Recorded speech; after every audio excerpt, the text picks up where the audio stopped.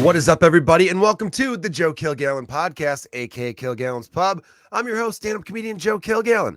How the fuck are we? Are we doing good? My voice is a little fucked up, as you could tell already. I've been battling illness over the last week or so. I want to say, yeah, it's been a good shit, man. It's been 10 days, perhaps. I'm feeling like more functional, but I still have like bouts of where I'm like choking. You know what I mean? It's like that kind of sickness. Like the head feels fine, a little congested. Tummy's all good. My back was real stiff. I thought it was like settling into my kidneys, to be honest with you, what was going down. But either way, got to plow forward, got to keep moving. For those of you, fuck you, right? Not you specifically. Illness. Fuck you, illness. What a bold stance to start off a podcast within the first 60 seconds to say, fuck you, illness, right? How about that shit? It's like those people who run around saying fuck cancer. Like, obviously, fuck cancer, but like, it's not original anymore, you know? If I get cancer one day, I don't want people to say fuck cancer. I want them to say like a new thing. I want them to be like, you know, that have you heard of this cancer? Bit of a cunt. I'm going to say just like that inflection, that tone, that cadence. Like they're kind of like stretching. They're like, ugh. So, hear about this cancer? Bit of a cunt. Yeah, it's true. C word for the C word. What do you think of that? See, that's more interesting than just your blanketed fuck cancer, which of course I agree with. Of course. But let's mix it up. We're not here for that long, right? Cancer's going to get us all. So let's be more original with it. Let's change it up a little bit. Let's throw some curveballs and throw some fastballs high and tight and let them know you're fucking there. All right. I'm going to be coughing a lot during this episode. For those of you listening to the other podcast, Let's Get Dumb, as you'll notice, I was not on the latest episode. I was very ill. So that's how that went down. Anyhow, I do my thing which I talk shit about Jonah on this podcast because he doesn't listen to it. Doesn't even listen to our own. This will be week 7 of me talking a little shit about him. Here's where I'm going to give him some crap. All right, this fucking guy. Like, it's just like, how much attention do you need? All right, there, double J, triple J. A good friend of ours who's been on this podcast many times, been on Let's Get Dumb as well. His name is Joe Fernandez. Awesome comedian, awesome dude. He annoyed me a little over the weekend, but he didn't even know it because when I saw him at the annual, we do a Memorial Day softball game, an annual comedians softball game every Memorial Day.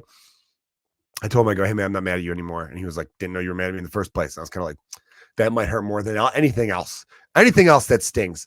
But it was actually kind of funny. He's like, I didn't say I was going to meet up with you. Nah, you fucking implied it. He implied he was going to meet up with me. And then he did not. Me and another friend of ours. And he went to a bar that was not too far from where we were. And it's like, why'd you go to that bar, not the bar we were at? He's like, oh, I didn't realize they were that close. It's like, well, fucking open up a map, dickhead. You know what I'm saying? So that was annoying. Anyway, so here's where I'm going to give Jonah some shit. There's already a litany of activities that was planned in our friends group. All right. There was Joe Fernandez. He was turning 40. Happy 40th birthday to stand-up comedian Joe Fernandez. Look him up on YouTube. He's got a couple great specials on there. Check him out. But every year he treats his birthday like he's a fucking 17-year-old girl. And I mean that exactly how it sounds. Meaning it's not just one thing. It's got to be a weekend worth of events. And then there's the events before the events, and it's a lot. Okay. The Sunday night tradition of karaoke is cool because most of the comedians are going to that bar anyway. Next day, Memorial Day softball game. I love that tradition. It's great. Those two things are enough. Jonah's trying to squeeze in a barbecue. Sunday afternoon barbecue. He's like, hey, Sunday afternoon barbecue, my place, blah, blah, blah. I remember going like, why this Sunday? There's already so much going on. Do it on a Sunday in which there's nothing going on. Do it on a weekend in which there's nothing going on, right? That's what he sends the Saturday afternoon this message out. That Saturday night, he's with Joe Fernandez because the two of them were going out for his birthday. Because again, it's like quinceañera or some shit. I don't know. It's a Sweet 16 every year for this dude. Long ass birthday celebration. So, by the way, I can talk this kind of shit because I'm doing nothing for my birthday this year, and I'm putting it out there right now. Because some of you listening might be like, didn't they all go pretty big for your birthday last year? We didn't go big. We went to a fucking Cubs game. It was a one-night event. It wasn't a whole fucking week-long extravaganza. Even so, I could run my mouth now because we're not doing anything for my birthday this year. So, they're out. I text both of them to be like, come meet up with me and Danny Callis, who's another good friend of ours. And they did not. So then I got mad and I said, I hope it rains on your barbecue. I also said like I wouldn't be around for a while, and I nearly got kicked out of the bar I was at. I was very angry. I've been in a bad headspace lately, to be honest with you all. So, excuse me with the cough. It did rain the next day, so I feel partly responsible for his barbecue being rained out because I don't think it was in the forecast. I'm not Storm or anything like that, but I felt pretty powerful. Then on Monday, he decided to have the barbecue anyway. So I'm like, all right, so we're gonna play 3 games of softball and then go to your place for a barbecue.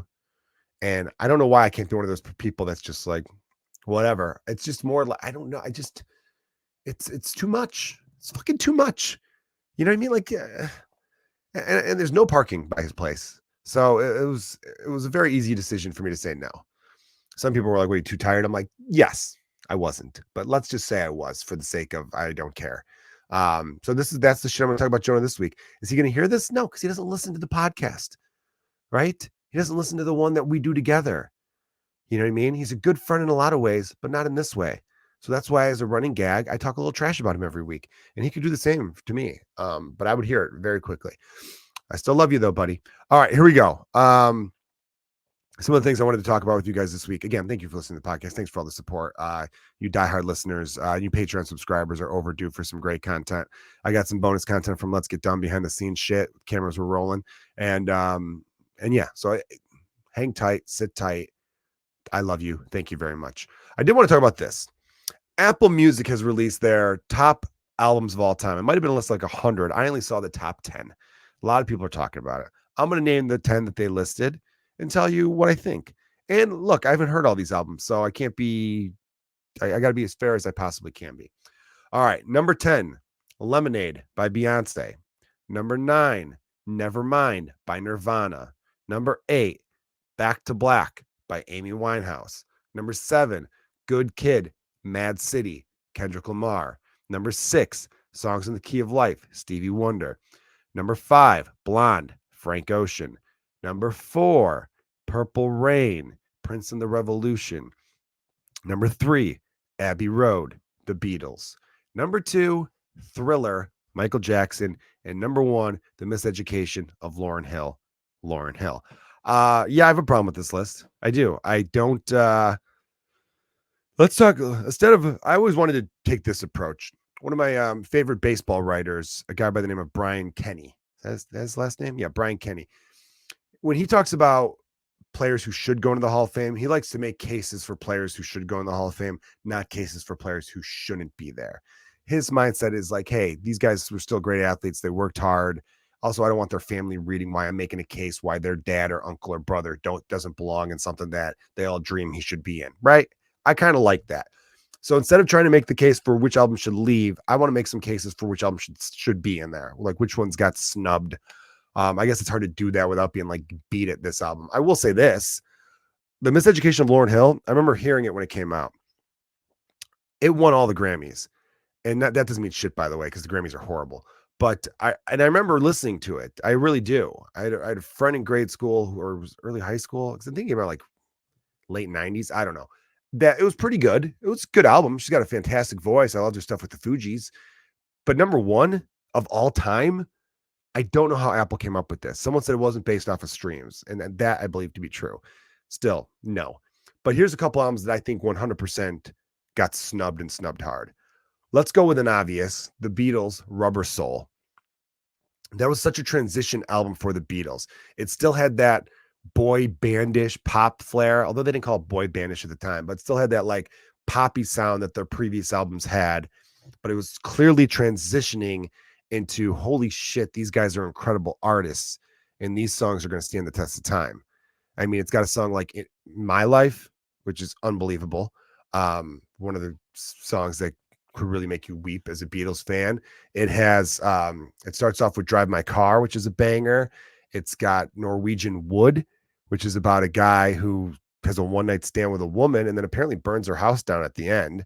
I don't think he meant to, but that's what happens.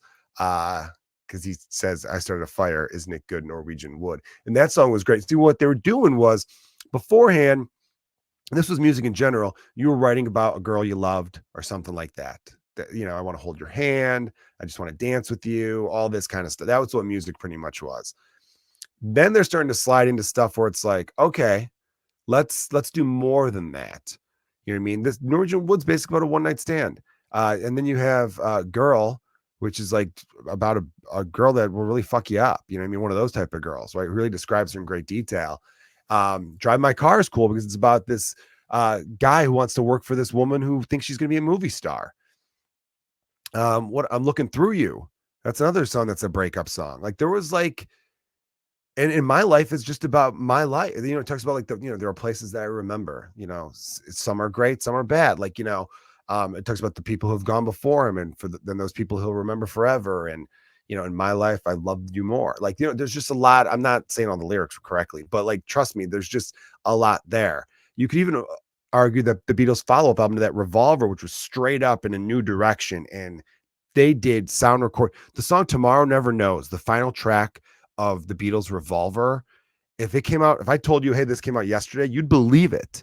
You'd fucking believe it. That's how ahead of its time that album was with recording and technology, using loops and all sorts of crazy shit like that. Either of those albums, I feel like, belong in the top 10, even over Abbey Road. As great as Abbey Road is, I just feel like if we're going off of influential, maybe they're trying to go off of influential here. I'm not sure. Another album that 100 million% should be in anyone's top 10 list, Fleetwood Mac Rumors. Fleetwood Mac's Rumors is fucking all filler. All thriller, I should say. There's no track where you're just like, nah, they have to throw in a song in there, so they threw in a song there. No, every song is awesome. And it's about like, there's that great joke from, you ever see, I'm talking like as if you guys could answer, but Flight of the Conchords was an HBO show. They're talking about how there was a love triangle, and then they go, what about Fleetwood Mac? That was almost a love rectangle because everyone was having problems in their relationships, right? Stevie Nicks and Lindsey Buckingham used to be a thing, but then they weren't anymore. And then she was hooking up with Mick Fleetwood, the drummer, while he was married to someone. And so they had that thing going. She was trying to keep a secret because they didn't want to tear up the band. And then John McVie and Christy McVie were having their problems. And she was hooking up with a roadie or a groupie at the time. I think a roadie. So it was like, there's a lot going on there. And they're writing amazing songs about it and singing them to each other. And they all had to know what the fuck these songs were about. They definitely did, from what I've read about them.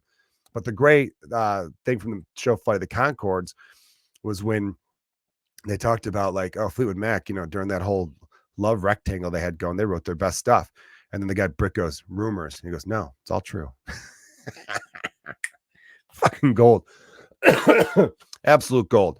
The song, The Chain, is so phenomenal on that. Old Dust Woman is incredible. Go Your Own Way. Or is it Go My Own? Is it Go My Own? You can go your own way. Hold on, I got it right here. Let me just read the tracks. This is bad podcasting. I'm going to talk from very far away so you can hear me. I'm coming back. You guys hear me? All right, here we go. Secondhand News. Good tune. But the reason I don't love Secondhand News is because I used to watch this morning show before school as a kid in like grade school. And, you're groggy. You don't want to go to fucking school. And they'd play the song Secondhand News a lot. And I think it's a good song, but I associate it with you have to get up and go to school in the morning. So I don't love it. Dreams is phenomenal. Such a great song. Never Going Back Again's really good. Don't Stop. Don't Stop Thinking About Tomorrow is amazing. Go Your Own Way. The song's called. Songbird's a sweet song. The Chain might be my favorite. I just love the fucking drums on it. You Make Love and Fun. That's a Christy McVie song where apparently it was just about, I don't know if it was about her ex-husband, John McVie, or it was about some dude who was just giving it to her good. That's what the song's about. It's like, hey, you make love and fun. This is so much fun banging you. That's basically what that song goes. I Don't Want to Know. Oh Daddy. Oh Daddy's a good song too. Gold Dust Woman. This thing is just, it's unbelievable. Fleetwood Mac's Rumors. It's always been a top 10 album for me. Top 5 album for me personally. But I think it's a top 10 album of all time. You can even make a case for top 5. So good. And I've been loving it more and more.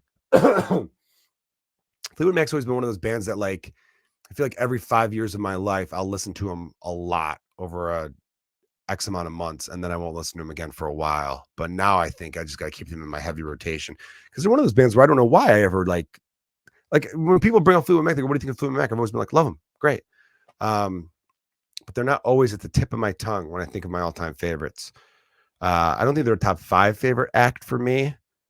My personal ones would have to be Beatles, Nirvana, Oasis, Michael Jackson, White Stripes. Fleetwood Mac might be better than White Stripes now that I've been listening to more of them. I don't know. I just really loved White Stripes. They were like my favorite like band senior year of high school. I don't know. It's hard to really round out a top 5. There's so much good music out there, All right. So let me see the rest of so those 2 albums for sure I feel like should have been in. I'm trying to think what other ones I'm like clearly missing where it's like, how the fuck did they not put that one in? Prince, I understand that has to get in there. Thriller by Michael Jackson, I think probably deserves the 1 spot. Blonde by Frank Ocean, top 10 album of all time. I don't fucking think so. As much as I like Back to Black by Amy Winehouse, that's a tough one to put in there. Shit, like Radiohead's OK Computer, I could see people making a strong case for. Rolling Stones album should be in there. Damn, what's another one that I feel like they definitely fucked up and should have had in there?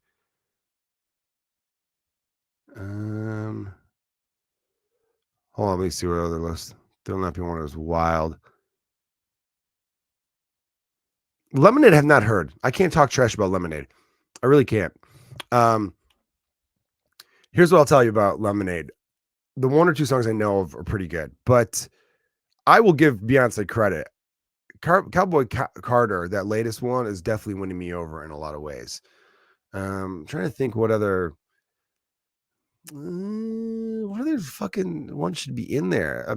I'm surprised there's not like a Pink Floyd Dark Side of the Moon. I'm sure there's not. I'm surprised there's not like I just really wish I would have known the qualifications. They don't really tell you the qualifications they have for this though. Someone wrote Apple Music exclusive used by 40-year-old women. I don't know. I think Fleetwood Mac would have been in there if it was 40-year-old women personally. Yeah, Thriller should definitely be in there. Songs in the Key of Life by Stevie Wonder. I get it, but I also, if it wasn't in there, I wouldn't put up a fight for it.